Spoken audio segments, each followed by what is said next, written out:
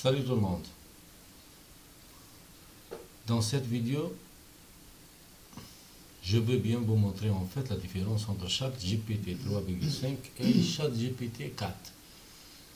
Quelle est la majeure différence entre les deux et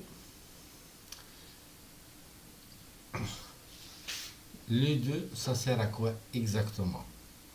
Alors, novembre 2023. C'était exactement en novembre 2023. On a eu l'apparition de ChatGPT 3.5. Mais au début, ChatGPT 3.5 était une plateforme d'interface interactive qui réagit seulement avec tout ce qui est texte. Mais après, en mars 2023, on a eu l'apparition de ChatGPT 4, qui même peut manipuler des photos en masse, des histogrammes, l'analyse des données et même des opérations mathématiques assez complexes ou heuristiques. Après, mars 2021, Google nous a inventé son propre chat GPT qui s'appelle Bard AI, intelligence artificielle. Bard AI, c'était inventé par Google. Maintenant, mais le point majeur de ChatGPT 4 par rapport à Bard AI, qui est propre à la société Google, en fait, que ChatGPT 4, il permet, après la génération des textes, la manipulation des images, il peut vous afficher même les références d'où il a eu l'information. Alors que ce n'est pas le cas avec Bard AI qui est inventé par la société Google. Maintenant, après cette petite introduction et clarification et la différence entre ChatGPT 3.5 et ChatGPT 4, je veux bien vous montrer comment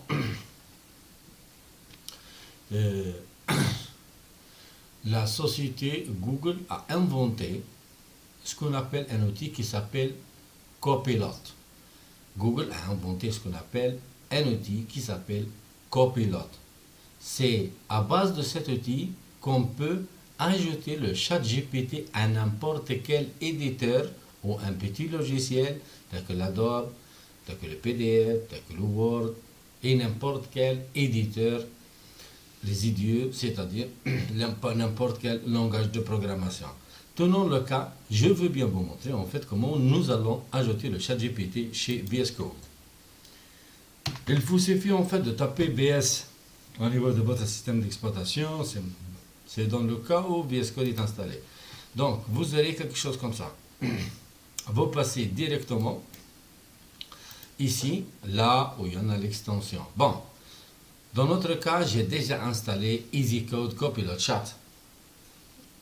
C'est à base de cet outil que les développeurs peuvent profiter de ChatGPT pour réaliser leur travail.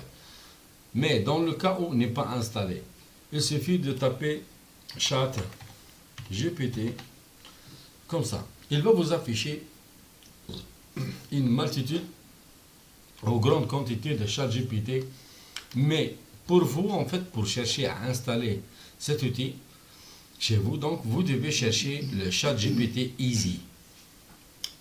ChatGPT Easy. Donc, ChatGPT. ChatGPT.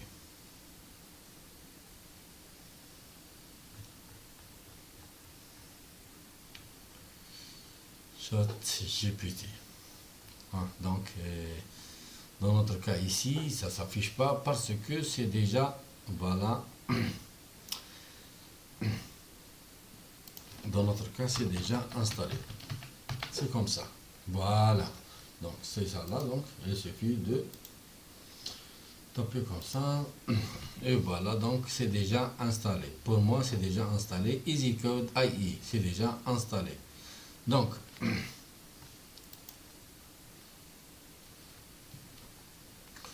c'est déjà installé. C'est à base de cet outil qui va vous permettre en fait d'utiliser le chat GPT ici. Maintenant, nous allons fermer ça comme ça.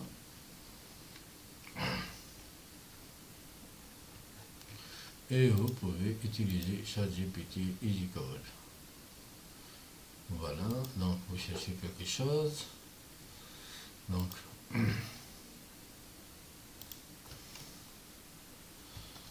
ici c'est ChatGPT.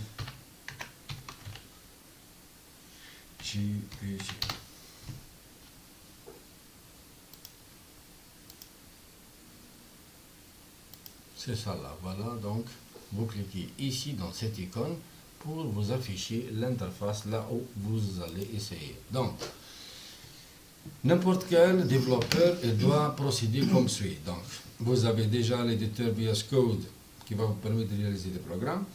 Déjà, on a introduit l'outil ChatGPT Copilot dans VS Code comme vous voyez ici. Il suffit de taper un programme qui compare des entiers. Voilà, donc Python. Vous spécifiez même votre langage dont vous travaillez. Donc après le fait de taper ça, donc vous cliquez ici. Il va vous afficher. Voilà, donc ici il nous a affiché un programme. Voilà, j'ai déjà sélectionné ça. Donc il suffit pour n'importe quel programmeur de prendre cette partie comme ça, copier et faire introduire ce bout de programme dans l'emplacement désiré. Voilà. C'est ça, donc dans d'autres vidéos qui suivent, je vais vous montrer en fait d'autres fonctionnalités et d'autres points de différence et points d'inconvénience et points d'avantage comme comparaison entre le chat GPT 3.5 et chat GPT 4. Je vous remercie en fait pour votre attention. Merci.